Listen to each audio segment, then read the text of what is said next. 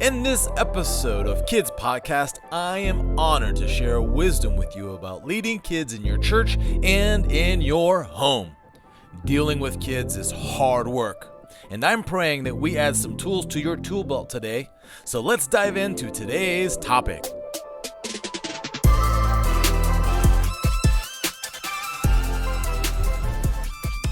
On this episode of Kids Podcast, we're talking about corrective action.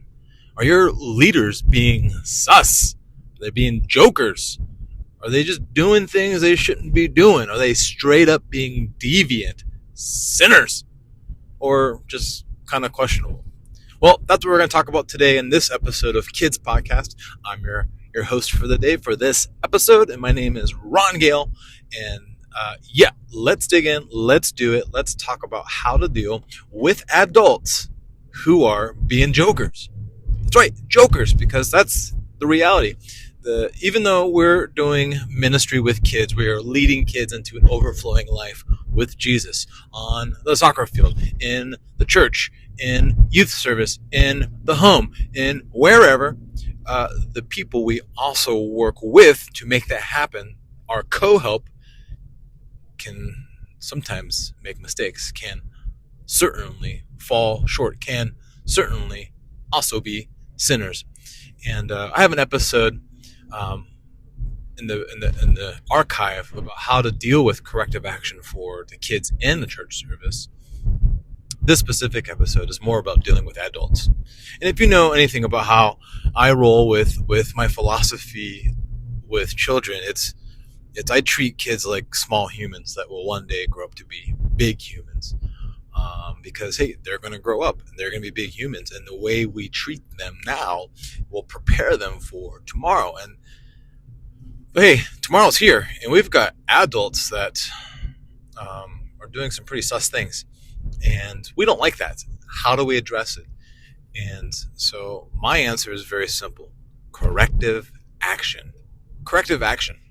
And let me tell you a little bit about where this comes from and why I use it. It started back when I was in college, and I had to do a psychology class. And for whatever reason, I was assigned the topic of how to fire people. Firing of people. Isn't that a thing? For whatever reason, that was the topic I was assigned, and so I went through the whole shebang of studying and researching and whatnot. And back then, I was a young lad, and one of the big shows that was out was The Apprentice. And if you remember, the awesome, the fabulous, the wonderful, the huge, he's the greatest ever, Donald Trump was the host, and his line was, "You're fired." So I thought that was funny, and I talked about that in my article. And through the research, I found an old book that Donald Trump had actually either wrote or was written because of him, or he probably had someone else write it while he sat there. Either way, he talked about his experience with this particular book and the show, and how he deals with termination in the workplace on a real level. And it was unique because he said he doesn't really go around just saying, you're fired, you're fired. He uses this thing called corrective action. He doesn't want to fire people, according to the book. He wants to realign them into a correct path. That correct path might be, hey, do better so that we can do better. Or it might be realign you to a totally different role in this organization. Or, hey, the reality is the correct action is for you to go somewhere else altogether. And sometimes the reality of the human resourcing and this whole world is that you disqualify yourself from your work. So it doesn't matter what you do, is just you're disqualified. You have to leave the organization. And so in the book, Donald talked a lot about corrective action. And so I began to use that in ministry, and it has been my go-to for dealing with problems in the workplace, in the organizational environment, in any situation that requires structures and process and things like that. And sometimes I do it at home. Um, yeah, but let's walk through what happens. Specifically with an adult, because with an adult, I'm a little bit more legal about it, a little bit more aware of documentation, a little bit more grown up with how I respond to and speak to grown ups. All right, so the preliminary is this. One, you are the leader on paper. You're in charge. If you're giving corrective action, you're in charge. They are the subordinate. This does not work if you are, the subordinate talking to a leader, or your leader specifically. You are the leader, and you have to give corrective action. Now, there's two levels of leadership that are very, very common. There's the level of leadership that it has authority, and the level of leadership that has influence. Corrective action works the best under authority. Authority basically says, I am authorized to do this thing. Influence is, I don't have the authority, but I can speak to someone who does, and they might hear me out. Either way, there's no guarantees because I only have influence. So corrective action works best if you're the leader with authority. Leader with authority. So now, you are the leader, and you have a subordinate, a lay leader, a support leader, some sort of helper, a volunteer, and they are being jokers. All right? So then, now we have an understanding of what your role is, and they should have an understanding what their role is. And if they don't, that needs to be cleared up ASAP. All right? So then we have to distinguish corrective action from that of Matthew 18.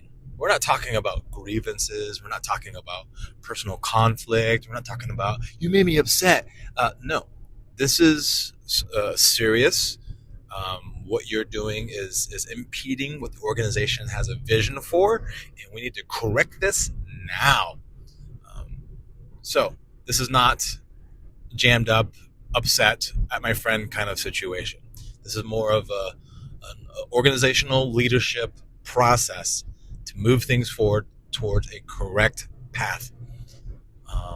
So Matthew 18, throw it out the window. Now, you can probably go and grab that at the window when you need it. But for organizational leadership, we're dealing with an organization that is responsible for task management. And they've got to make decisions based on task management that pushes them forward, it gets things done. So Matthew 18 is about spiritual and relationships, spirituality, spiritual growth, and relationships. Task management in the organizational leadership realm is not the same thing. So it's very, very important that we come to understanding that when you're dealing with this conflict, that you are not worried about the relationship. You're worried about the task management of the organization. But Pastor Ron, the church needs to care about that kind of thing. Yes, I completely understand, and you're not wrong. But for the sake of argument, you have to land on something so that we can go somewhere. And I'm a proponent that there is an element of church that is still a business, and the business has to move. The business has to get things done. The business has things that need to be managed. So this is task management, not relational Matthew 18 stuff. All right. So we have some preliminaries right there. Ping! Hey, did you know I've got a book out? It's titled Start Strong, a practical guide for new associate pastors. This book is ideal for those that are entering ministry, transitioning in ministry, and trying to figure out how to set up their interviews and resumes and stuff and things as those that are first-time pastors. Especially great for associate pastors, youth pastors, kids pastors, you name it. Check it out on Amazon, Kindle, those kinds of things. Enjoy! Ping! So first we talked about this idea that it is only effective under leadership with authority and possibly influence. In the second lane, we talked about how this is an organizational leadership thing, not a Matthew 18 thing. So there we are, some preliminaries. Okay, now let's move forward. We have someone in our organization, whether it's our family organization, our coaching organization, our ministry organization, and they're being jokers. They are grown-ups that are being jokers. They are being inappropriate. They have said something wild and crazy on social media, on real life, somewhere, and we have to deal with this. So the first thing I recommend is set up a meeting. Yes, set up a meeting. And it'd be better to set up the meeting at a time that is normal. I would not be like, oh, hey, let's set up this rare meeting that's completely abnormal and we're going to talk about something. That's only necessary if the corrective action is for something that's disqualifying. Um, if like something is involved with a child being abused or something egregiously wrong, then yes, we need to move swiftly, move fast, and set up a meeting now and make it happen and move forward. But in this case, we just need to talk through some things and realign. So I would recommend in your next meeting, make sure they're going to be there. This is one of the topics that we bring up, corrective action. All right. So then during this meeting, you're going to bring up the particular event. To me, it doesn't really matter how you bring it up. Ultimately, I'm going to be like, hey, do you recall that this particular thing happened? Do you recall? Do you remember? Now, before you go too far into that, one, you're going to help them recall the event so that two, they can tell you their side of the story, because maybe they have a side of the story that you have not heard.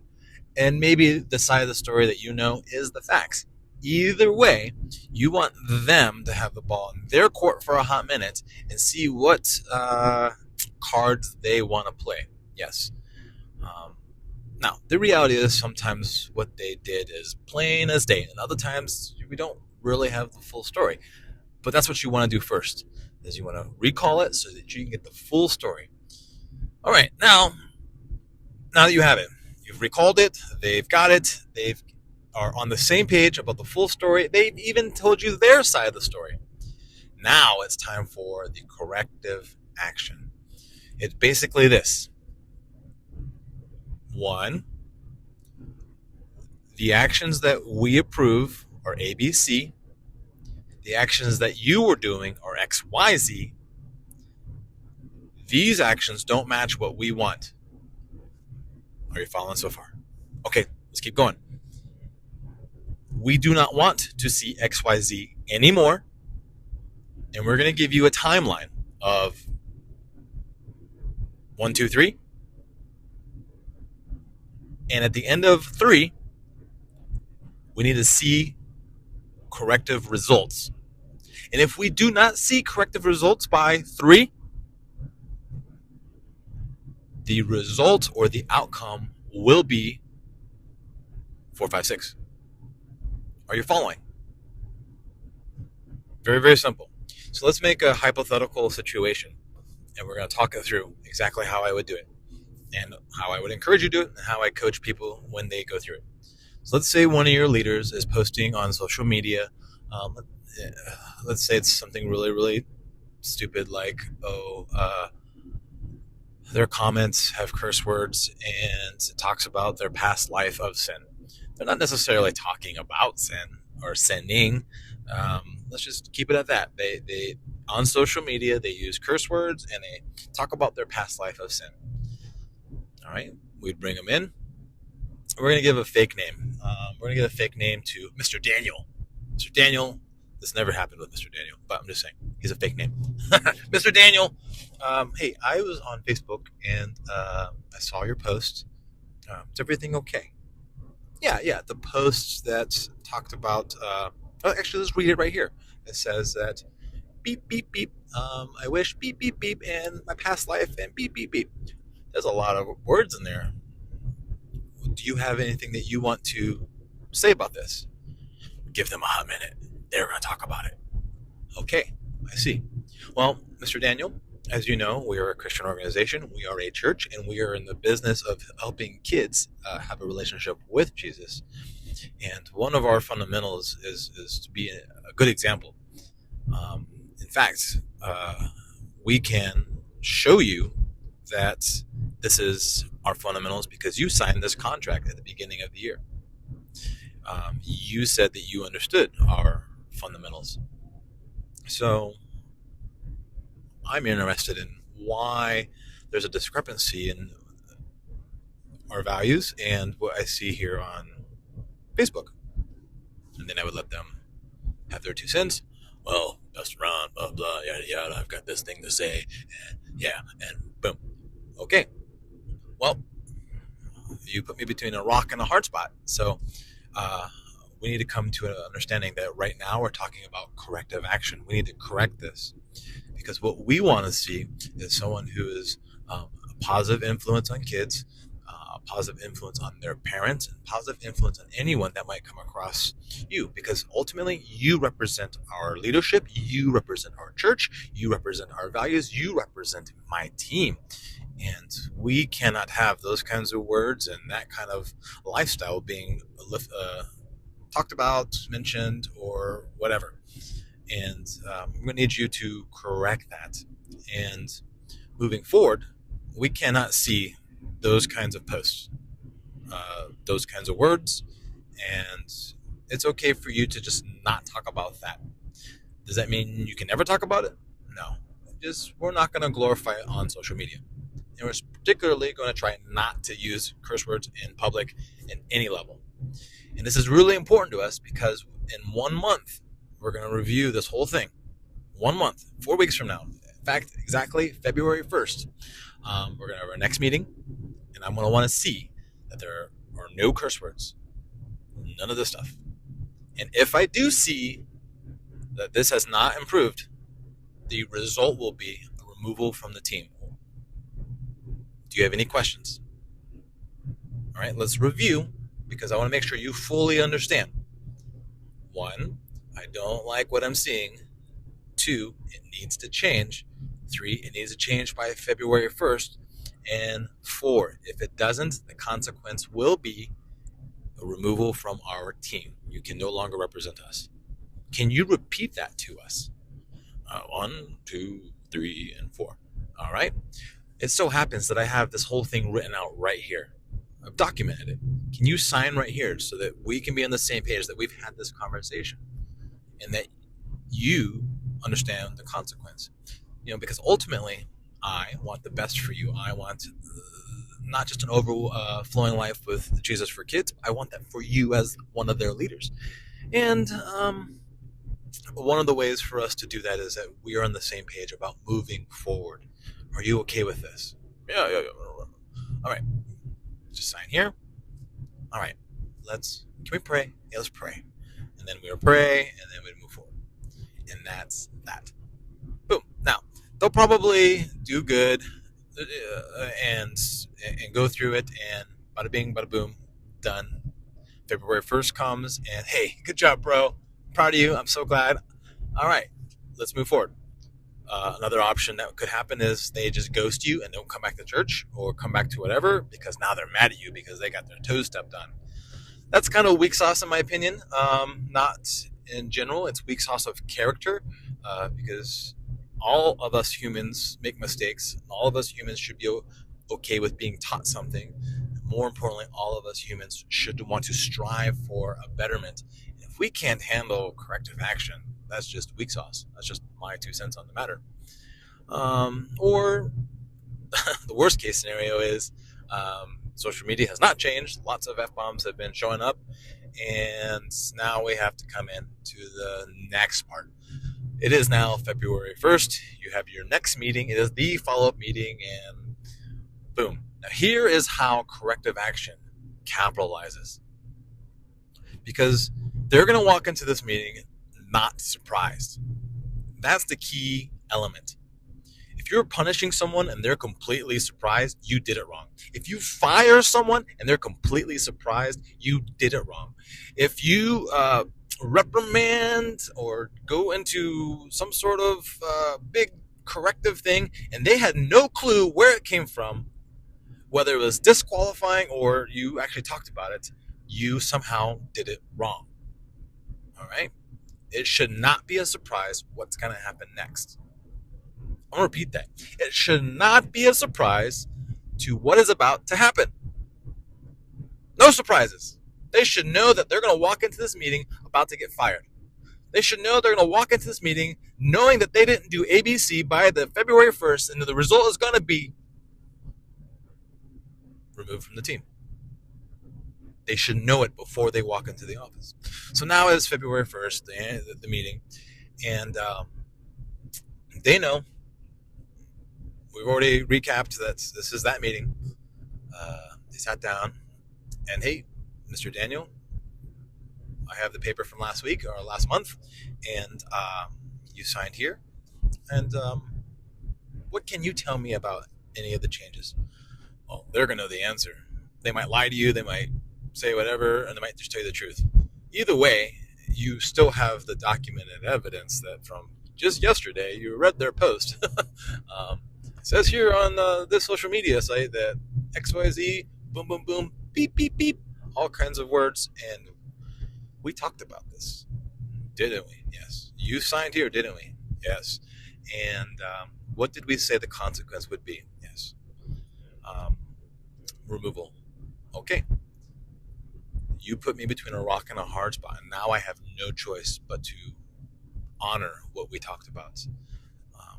We have to suspend you, we have to remove you, we have to terminate you, whatever we agreed on.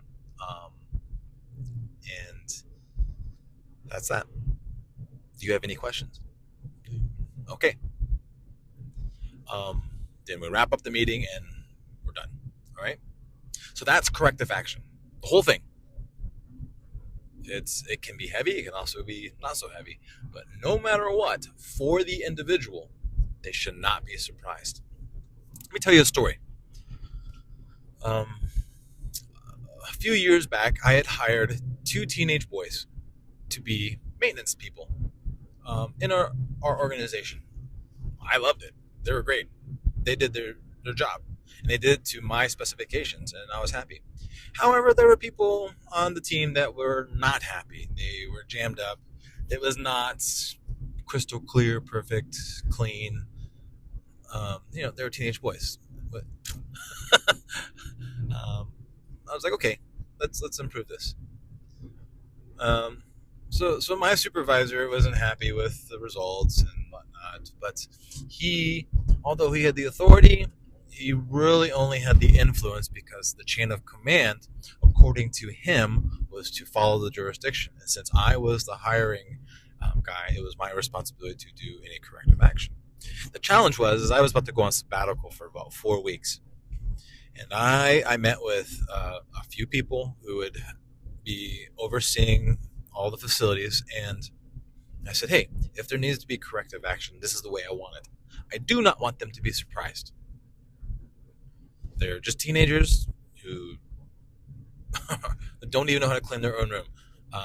But we're working with them, and that's important. And it's important to me because they're on my team. Corrective action the correct way, please. So then I get back from sabbatical to find out that they were terminated without corrective action. They were just fired. I contacted the boys and their dad, and they were hurt and upset. Rightfully so. I had to explain to them that I wasn't even around, that I was sabbatical, so how I would have done it. I'm upset. They were so upset that they left the church, and they have not been back since. They left the church that they were a part of for years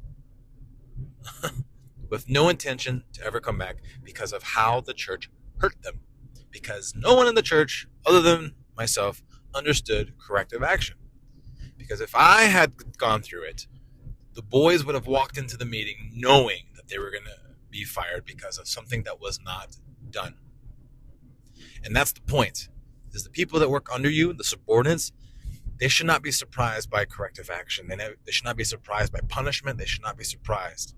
Even if they break the law, do something really, really egregiously dirty, they should not be surprised they're about to go to jail.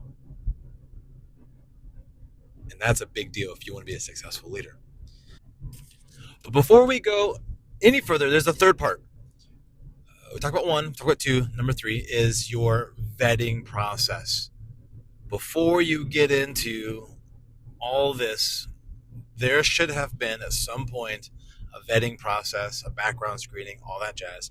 And in that, there should have been kind of like this agreement contract or covenant, whatever fancy words you want to use. It's a way of saying, these are the values that we stand on. This is the principles that we are moving forward on. This is what we believe in. Do you agree to represent the team? Now, this is important to me because those individuals sign that saying, hey, I see your values. I see that these are important and I agree to represent the team, period. They sign on the bottom and date it every year.